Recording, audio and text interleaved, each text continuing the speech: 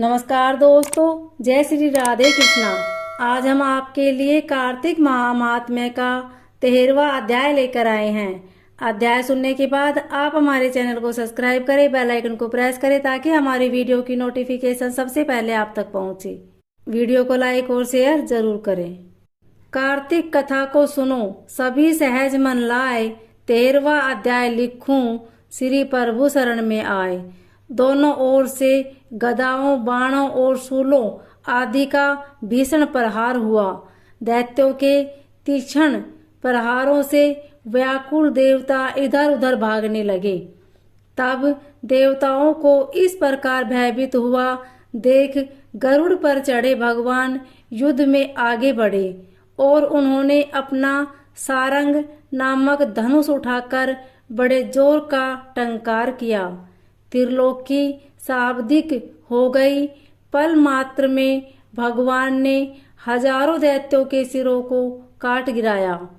फिर तो विष्णु और जलंधर का महासंग्राम हुआ। बाणों से आकाश भर गया। लोग आश्चर्य करने लगे। भगवान विष्णु ने बाणों के वेग से उस दैत्य की ध्वजा, छत्र और धनुष बाण काट डाले। इससे व्यथित हो उसने अपनी गदा उठाकर गरुड़ के मस्तक पर दे मारी। साथ ही क्रोध में उस दैत्य ने विष्णु की छाती में भी एक तीक्ष्ण बाण मारा। इसके उत्तर में विष्णु जी ने उसकी गदा काट दी और अपने सारंग धनुष पर बाण चढ़ाकर उसको बींधना आरंभ किया। इस पर जलंधर इन पर अपने पैने बाण बरसाने लगा। उसने विष्णु जी को कई पैने बाण मारकर वैष्णव धनुष को काट दिया। धनुष कट जाने पर भगवान ने गदा ग्रहण कर ली और शीघ्र ही जलंधर को खींचकर मारी।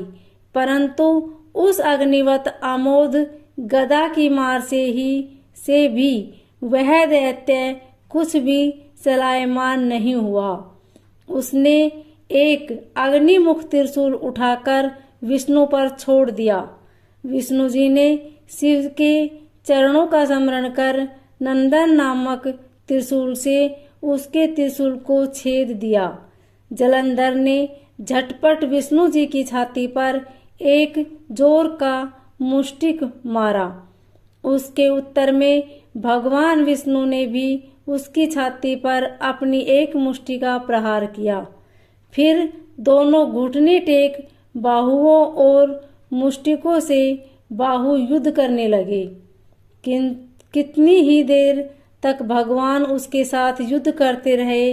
तब सर्वश्रेष्ठ मायावी भगवान उस दैत्य से मेघवाणी में बोले, हे रण दुर्मद दैत्य श्रेष्ठ, तू धन्य है जो इस महायुद्ध में इन बड़े बड़े आयुधों से भी भयभीत न हुआ।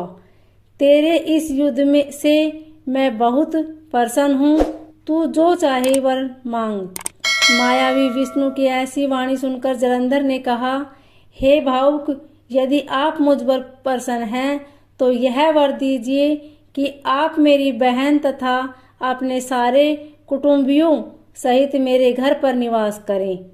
नारद जी बोले, उसके ऐसे वचन सुनकर विष्णु जी को खेद तो हुआ, किंतु उसी क्षण देवेश ने तथास्तु कह दिया।